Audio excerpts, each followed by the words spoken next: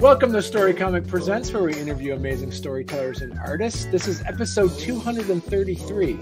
I'm your host, Barney Smith of StoryComic.com, and we're excited to have with us the award-winning and internationally celebrated author, Stephan Kiernan.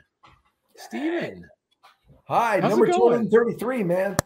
That's right. See, is that an odd number? Is that a prime number? I'm not. What is an odd number? Is that a prime? I think it shows you have excellent taste that you found 232 more interesting people than me, and you finally got that far down the list. Like, oh, we might as well talk to Kiernan now. Well, no, those are all practice interviews because I want to make sure I was really good to talk to you, Stephan. I believe you. I really do. So you have a book coming out in 2023 called The Glass Chateau. That's coming out, and that's what's really interesting. It already has reviews, so that must be some of the people have already reviewed it, rated it at least on Goodreads. I'm afraid that's just like Goodreads nonsense because the galleys aren't out. It's not printed yet. People who have reviewed, no one has read it. I mean, my agent and my editor, even like the marketing person who's handling my book at my publishing company hasn't read it yet. So those reviews are just completely fictional, but I hope that they're good ones. Did they like it? One was a 5-star and one was a 4-star. So I'm wondering what that fictional person gave you 4 stars didn't like about the book they haven't read yet. That's very funny. Like who holds an old grudge and won't give me a 5 for a book that isn't even out yet? I know. Maybe they gave it a 4 because they wanted it to come out this month and it's not going to be till June. Who knows? I don't know. But no, there's no reviews yet. And, I'm at the point in the process where I can't do anything else. The book is finished and in production. Right. So I hope people love it. I love writing it. Well, and you also is like, watching some of your previous interviews, you are a writer. Like you just write and write and write and write. And like you first started off as a journalist and you did some nonfiction stuff. And now you're just doing mostly just historical fiction right now, correct? Yes. So excuse me, I wrote on the side. Well, I did other jobs for many years. And then I really fell in love with working in newspapers. And it was a great job.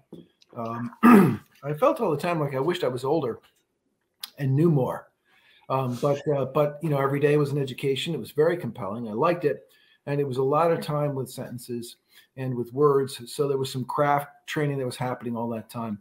But I was also writing novels on the side all that time.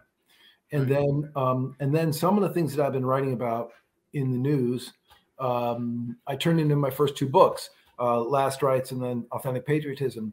And one of those books, the first one, Last Rites, led to a lot of speaking invitations that paid pretty well. And so I was able to take some time and just do that speaking and write a novel now that I was really a lot more experienced than when I'd tried novels before. And so now the one that's coming out in June, The Glass Chateau, that's my 5th novel.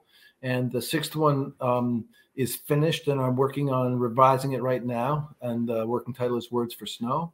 And, I've been really lucky that I've had smart editors and good publishers that have done really a reputable job. I've been fortunate with that and very fortunate with it. And so, I haven't had a job or a boss in almost 19 years.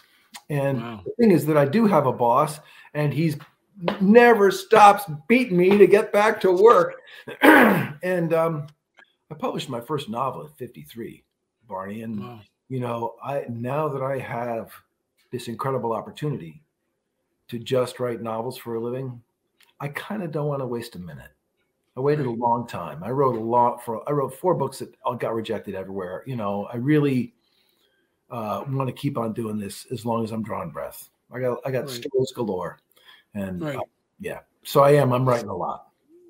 And so, when you first started off and you kind of got your foot in the door by putting out some of those nonfictions ones,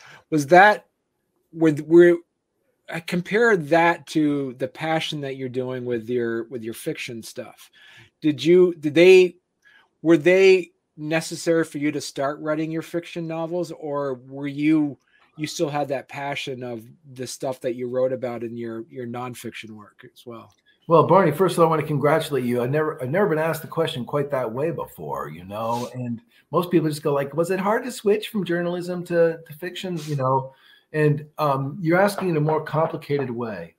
The first thing is that that publishing a couple of books in nonfiction did sort of open the door to the publishing world for me. I had an agent, I had an editor, you know. I ended up changing both of those things in time, but I knew what a book was and how it was produced and some of the business of it and that sort of thing. And I think also publishing a couple of books of nonfiction kind of gave me the courage to try novels again. I had written a novel that got 37 rejections. And the reason I remember is that that's how many commercial publishers there were in the United States of America. 37. And they all said no. And I had really worked hard on it, and I thought it was pretty good. You know, a quiet novel, but that deserved publication. And so after that, I just said, you know, okay, I'm just going to concentrate on my journalism. And, you know, and a lot of years went by and decades. And then the success of nonfiction made me say, with the encouragement of some writer friends, I have to be honest, saying you can do this, you should try this again. I had a night when I was on vacation, on a bicycle vacation with Danny Yetton, who's a playwright in Middlebury and a professor at Middlebury College, a good friend, and Chris Bojalian, who's, you know, probably the most successful Vermont writer in history in terms of, you know, books sold and books produced. He's unbelievable and is a wonderful, good guy and very close friend. And I was drinking a lot of red wine with them one evening, and I told them the idea that I had for this not entirely morally scrupulous cell research lab, and that I wanted to write a novel about because there was so much kind of creepy stuff that was being done with DNA and so on. But it missed something. It was missing something, and I didn't know what it was. And Chris said, well, it's missing that the main character of this book needs to be a brilliant, beautiful woman. And Dana said, no, she needs to be a beautiful woman. And Dana said, who is smarter than all the other scientists. And I was like, I'll be right back. I ran off, and I came back about a year later, and I had the curiosity. And so they literally gave me like the courage to do that. And then I was off to the races, you know. And now I feel like I've been a novelist forever, because I was always telling stories, and now it's how I make my living. And right. God bless the readers who make that possible. You know, every blessed one of them that picks up a book means I get to finally do what I've always dreamed of doing. Well, and The Curiosity came out in 2013, so this has now been 10 years that you've been doing this. And your other novels had more of a historical bent, or more of a World War II, well, except for The Hummingbird, but The Baker's Secret, the Universe of Two, but now also the Glass Chateau, all kind of have this. Well, The Curiosity, one of the main characters is a man who was born in 1780. And so there's a lot of history there. And then The Hummingbird is about a hospice nurse taking care of a man who's terminally ill, and he's a historian, and he's trying to finish a book before he dies that is about a Japanese pilot who bombed the mainland of the United States in World War II, and then came back in the 1970s feeling remorseful, and gave the people of the town where he dropped those bombs a samurai sword that had been in his family for 400 years. And that is based on actual history. There was a Japanese soldier who bombed the mainland United States and came back 30 years after the war and gave a samurai sword to the town of Brookings, Oregon. And it's in the public library there. And I was like, that's such a great novel. And so anyway, that's the book that this dying man is trying to finish. It's about this case.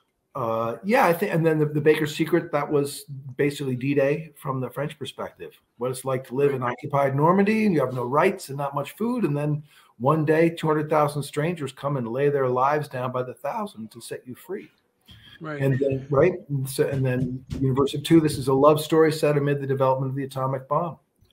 And I'd be happy to talk for 45 minutes or an hour about the new one, which is also so good. I'm curious too, because the Glass Chateau also takes. Is it almost like a sequel to the Baker's Secret? It almost seems like it's connected in some way. It is connected in a bunch of ways. One is that it's set in France. Right. And the other is that it's the same kind of community story. The Baker's Secret is about one town, and this is somewhat about one town, but really about one group of people. The Glass Chateau is one group of people outside of a town. And what I'm trying to do, Barney, with all these things is not just tell like a pretty story about the past.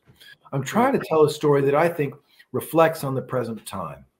So, for example, the Glass Chateau, this will be out the 20th of June, okay? Here's the story. You have a nation that is damaged in lots of ways and has an enormous rebuilding task to get to what it used to be. However, the people are politically and financially and culturally totally polarized. They think the other guy is not only wrong, but he's immoral and stupid. And there's a former president who believes he's still in power and holds rallies and gives speeches, all of those things. And what I'm talking about is France immediately after the end of World War II. But it correlates. It correlates with now. And the ways that France rebuilds and the stories that I tell of these people who should not get along. They should not, for a whole lot of reasons. And what they're doing is rebuilding the stained glass windows of the bombed out cathedrals of France. And that work helps them to heal. And because that work requires all of them to work together, as a group, they begin to heal. And this is how you rebuild a country, I believe. And so, there's one scene where one of the characters, a woman is saying, before you kill each other, reflect on all that you have built, all that you have made, and imagine what you still can build. And that inspires them to do some things that I'm not going to tell. But I think are pretty good. But so it is, yes, it's a history book, right? It's about a time in France, but it's absolutely relevant to now. And this is what's fascinating to me, is to find these stories in history that are pertinent, that do say something about now. And so it's not just like a recitation. Here's what it was like at Valley Forge. Right. It's more like, hey, all the scientists that were working on building an atomic bomb didn't want it to be used. Right. That's really what University 2 is about. They did not want it to be used. They signed petitions. They asked the president and the Secretary of War and everyone. They did everything they could to prevent it from being used once they understood what its power was. So, like that. Right. So I'm curious too, because of the fact that you mentioned as well, is that as a journalist you kind of have to look at facts, but as a writer you have to kind of look at feelings. And how did you, when you're writing these books and you kind of come up against something that's factually, historically didn't happen, be like, well, that doesn't really fit within my story. I need to, how much artistic freedoms do you take to make sure that your story flows in the way you want to take it? Oh, that's the thing, is reality is a tough taskmaster, right? Right. And you can't say we bombed 3 cities in Japan. That's not going to work. Okay, we bombed 2, right? So what happens is, first, from the research standpoint, let me say this. I adhere to the reality. And it is one of the challenges of writing these books to make them adhere to the reality. So, for example, the Baker's Secret, that French perspective on D-Day, a French person is not going to know 101st Airborne from 82nd Airborne. They're not, okay? But I need to know. And when the soldier appears, I need to have him in the right uniform, with the right gear, with the right mission, even with the right food. I need to know down to that level. And the great thing about D-Day is that it's spectacularly documented. There are 3,000 oral histories that are on tape at the museum in New Orleans for D-Day. There are excellent books about it. I interviewed a guy, Vermonter, who was second wave on Omaha Beach. And I mean, I did all that so that it would be down to the minute accurate. I took one liberty, and a bunch of readers called me on it. They saw it. So I learned my lesson. And so I really stick to it.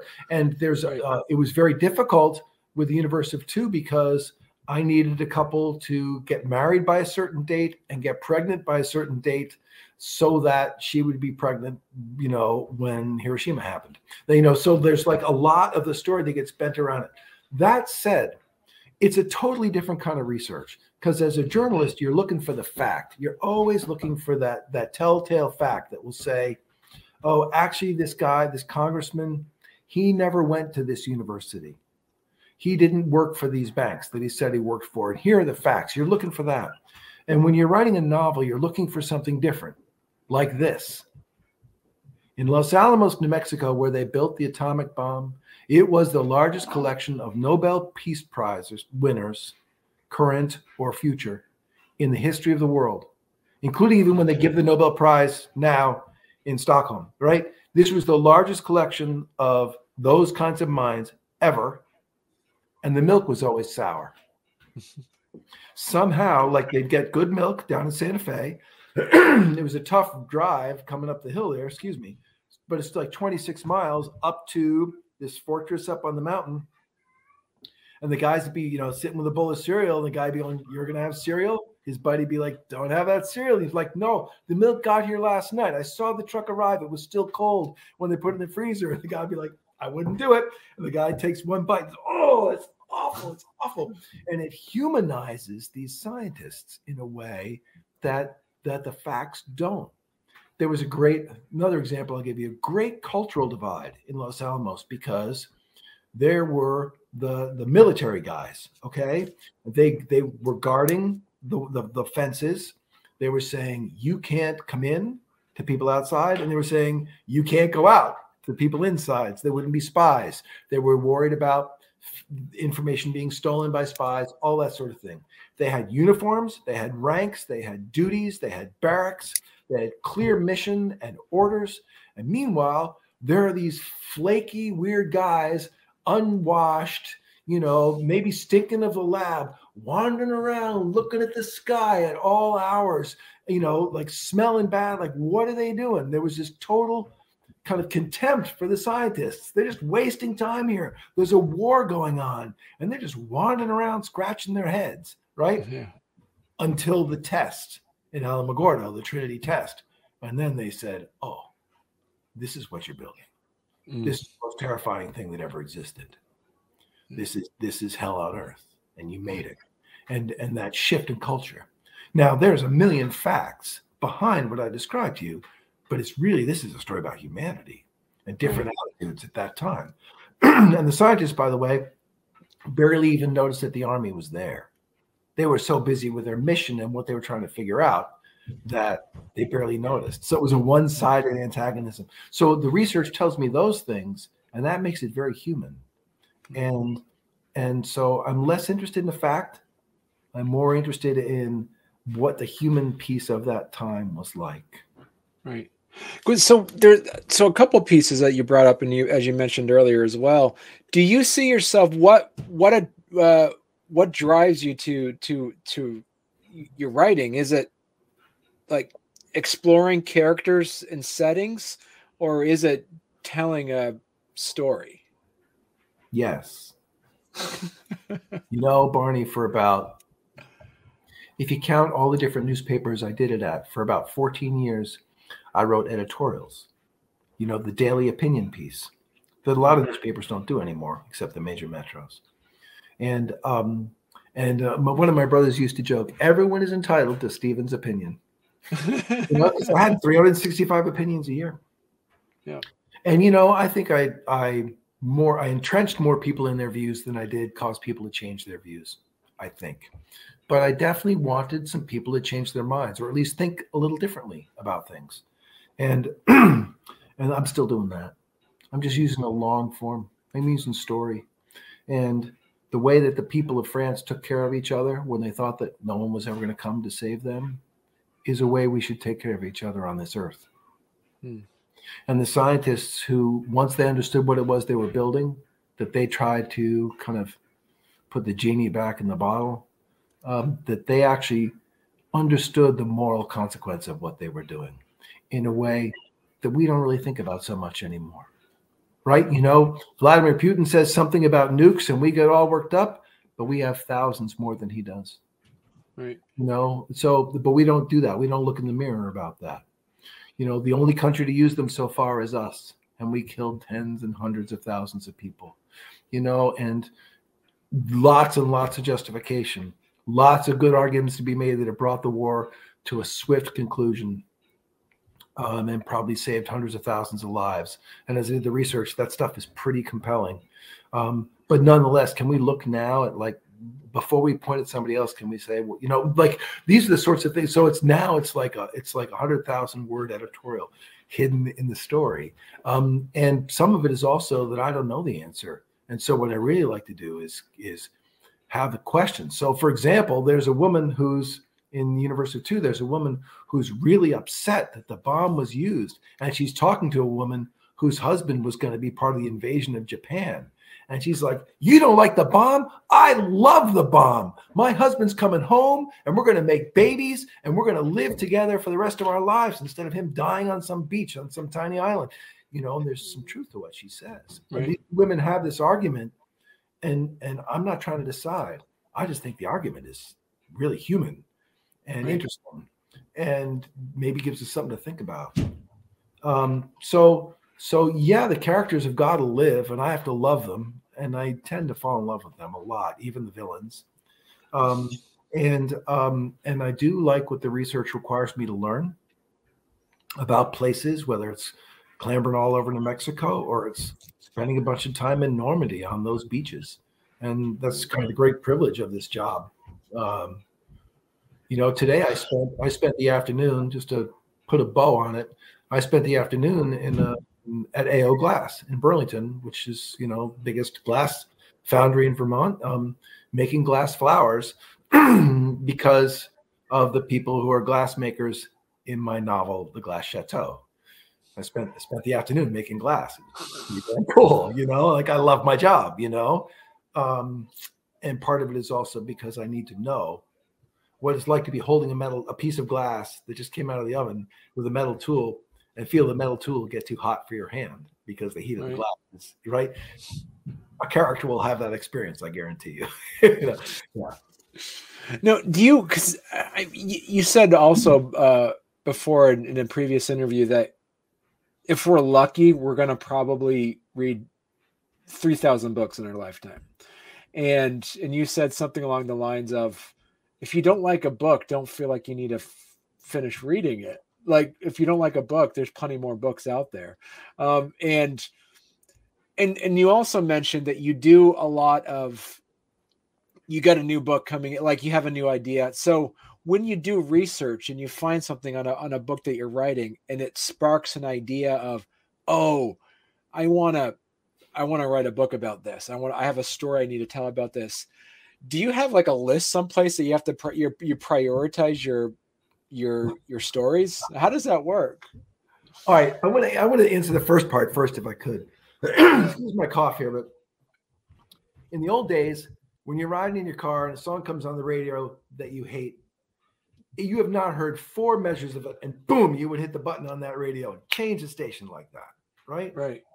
You're watching TV and the Jets are getting their butt kicked one more time. You just click, gone, right? You don't even think about it. You're watching a movie and suddenly it's really Game of Thrones. And you turn on the first episode of Game of Thrones and there are those dismembered bodies lying in the snow. And you go, not for me, off, no problem. Something about the form of a book. People be like, well, it's too gruesome for me. I'm just going to read 8 more books about this. I mean, there is this way that people feel an obligation. I'm glad because sometimes my books, lag. I know they do my best, but there you are. But I think that also there are great books to be read, and there's nothing wrong with putting one down. And I'm not going to suggest any that you ought to put down, but sometimes it just doesn't fit you for whatever reason. So what was the other question you asked me was, how do you prioritize? Oh, my because ideas. you always, your ideas, and how do you do that? Yeah. The honest answer is failure. What happens is when I send a book off to my editor, I enter a period of great insecurity. Even though I love her and she's really smart and she makes my books better every time, I go into a period of insecurity that does not end until the day the book is published, because I just don't know. I just don't know. I did my best, but I don't know. And the way that I kind of avoid neurosis about this and just getting anxious completely is that I start another book. And I always think, this is great. This is going to be right on the heels of the other one. And this is so good. And I always get about 100, 100 and a quarter, maybe tops 150 pages in. I'm like, this is a dog. This is no good. This is just, and I literally just have to fail. And then I put it aside. And then I have all of these other ideas that I've been thinking about for years. You know, I've just a little bit embarked on a project I've been thinking about for 6 years, because I learned about it when I was doing research for The Baker's Secret. So maybe even 7 years. I think it's 6 though. I've been thinking about this, and I've got a bunch of these things where they're like marbles in my pocket, and I'm turning them over and over, and I pull them out and look at them. And then there's a time where I say, oh, this is interesting, because now either there's something intellectually or emotionally interesting me about this, or better yet, there's something in this story that now kind of pertains to the world. Right? And so I had that stained glass idea. 2017 was when they had the great Marc Chagall exhibit up at the Museum of Fine Arts in Montreal. And that was my first encounter I had with his stained glass windows, which are not like any other stained glass windows done by anyone else on earth. And I will tell you that the stained glass windows that the men make in the Glass Chateau, they're Chagall's windows. Wow. They are. And I traveled a lot so that I could see Chagall's windows in lots of places. And I've read lots of books about Chagall and all that stuff. So we came to a time where I wanted to tell a rebuilding story about a polarized nation. I'd had that idea since 2017, some version of it. And then there was a day where I had finished a book called Words for Snow that will be out some future year. And I was like, well, what am I going to do next? And I started writing the idea that doesn't work, and it failed. And when I put it, it was a novel about Jackson Pollock, the painter and madman. And when I put it aside, then it's like, well, what do I have that's a rebuilding story? The world really needs a how do we get from where we are to a better place? Well, here's this story about rebuilding France. I'm going to start doing some reading about this. And I find out that de Gaulle didn't cede power and that he was holding rallies and stuff after he was out of office. I was like, oh, what else we got? What else we got? And that you know, the Marshall Plan, which was the American money to bail out France, didn't really get there till almost 1950, late 1940. Wow. So they were on their own and starving and rebuilding and all that and struggling all that time. Like, perfect. Right. Here's a way to tell a story from the past that reflects on now. So I got a bunch of ideas in my head. I don't know which ones are going to be the failures. There's one every book. I'm sorry. I wish I could skip that part. I really do, because but it's always like 6 months of wasted work. But it's just how I go. I was going to say, so when you look at it, like for when you send it to your editor, and also when you bring it off to like your agent, is there somewhere where there's a point where they say, yeah, I don't think this is sellable? Do you ever take a book like, well, I like this book. Do you ever think about doing self-publishing on the books that don't make the cut for your agent or anything like that? I don't. I think there are people for whom self-publishing really makes sense, because they've got things they really want to have kind of codified in book form. You don't get reviewed, you don't get distribution, and you don't get paid. And I want all of those things. This is how I make my living. But also, my agent is on my side. My editor is very, very much on my side. And I trust those people a lot. They also give me plenty of rope to tie myself up with, plenty of artistic leeway. Every editorial suggestion my editor has ever given me has been optional, right down to the title. Right. She gives me that freedom. So, but I also, you know, you walk into her office and there's the shelf that's all #1 bestsellers. Well, how does she do that? Those are a lot of different kinds. There's Jodi Picoult, and there's Neil Stephenson, and there is, I don't know, like all different kinds of writers. And I'm in that office. I'm going to listen to what she has to say. It's not, the myth is that it's an antagonistic relationship. In my case, the reality is this is somebody who knows a lot, and I will listen. Also, working in newspapers has taught me, because editors saved me many times in newspapers. And when I was an editor, I saved reporters many times just by catching something that wasn't clear or that would have gotten you sued that wasn't worth getting sued over and things like that. And so I came to believe that the editing process was a collegial and an effective one. So I will usually, before I embark on one of my new ideas, I will sit down with my editor and say, and my agent, and say, I got 4 or 5 ideas. Tell me what you like. Oh, okay. And she will say, I'll be like 1 sentence in, and she'll go, no. I'll be, no, listen, 2 more sentences. No. Like, she doesn't mince words at all, which I love. Right. Right. And then I'll tell her something else. She'd say, well, that was interesting. That would be interesting if you did this or that. We might play with it. I should add that this meeting never takes place in her office. When I have 5 or 6 books to present to her, it occurs with glasses of wine in front of us someplace, in the financial district of New York City. And we would never get a bottle of wine because that would imply that we were drinking. So we just get 1 glass of wine at a time, and I pitch her on these things. And invariably where she lands is when it's the one where I to start to say, this is a piece of history that reflects on now. Right. And then she listens and she says, that's kind of what you do. And, even if you don't always write history, I mean, a lot of Hummingbird and The Curiosity is set in present time. And this One Words for Snow that I mentioned, it's entirely in present time. Still, it's about, like, how does this story reflect on us as a society now? What's the long moral of the story, I guess? Does your stories fit within, say, like a different genre? Has anybody ever asked you, any of your colleagues, say, hey, have you thought about putting this into as a play, or putting this as a script of some kind, or anything like that? The Curiosity was optioned for film for something like 9 years. And I saw 1 screenplay, and I didn't love it. And I know that there was another one, and then it was reconstructed for television, and they had a pilot and I think 5 episodes and a 5-season plan.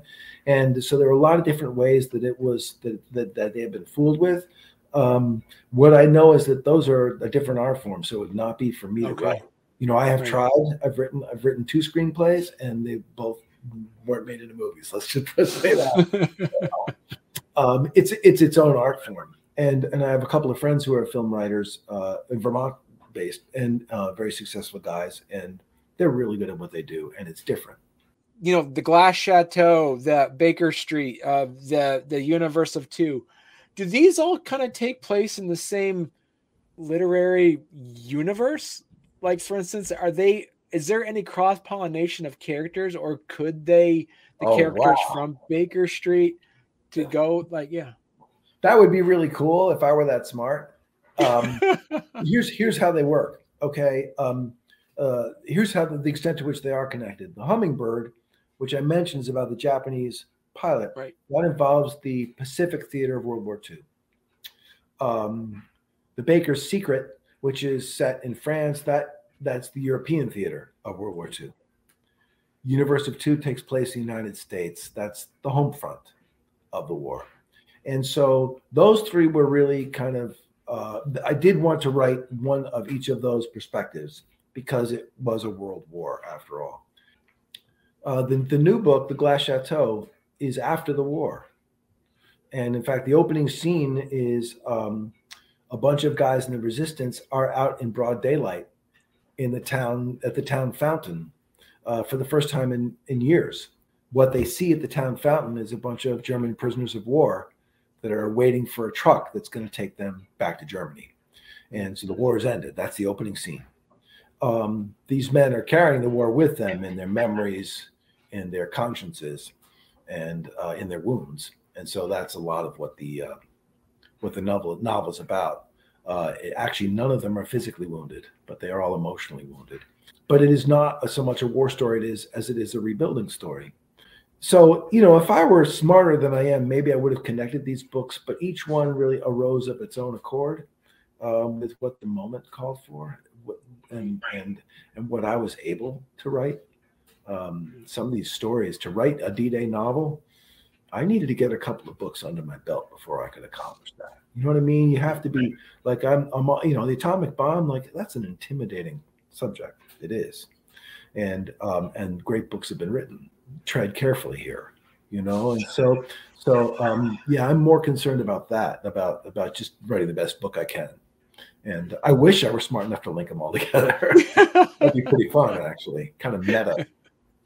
Yeah, almost like there's some tertiary character in the background that is connected to one of the other books. But yeah, so I gotta say, this has been a genuine delight chatting with you. Me too. Thank you. Right, thanks for having me, brother. Real pleasure.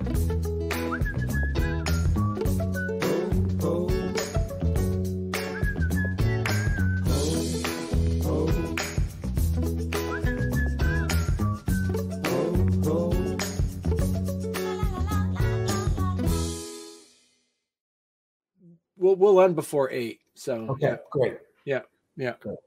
Because the longer we go, the more I have to edit. So I don't like editing. We'll keep so it easy. I'll try not to swear.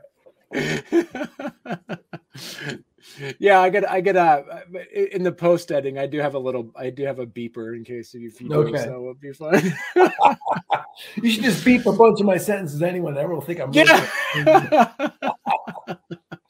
Make people guess what you're saying.